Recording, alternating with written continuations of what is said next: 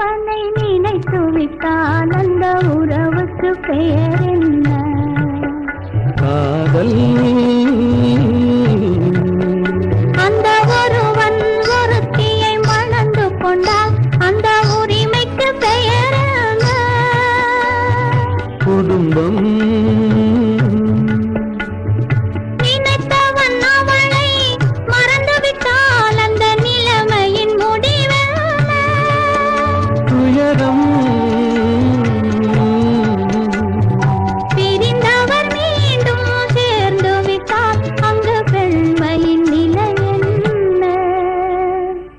மௌனம். ஒருத்தி ஒருவனை நினைத்து விட்டால்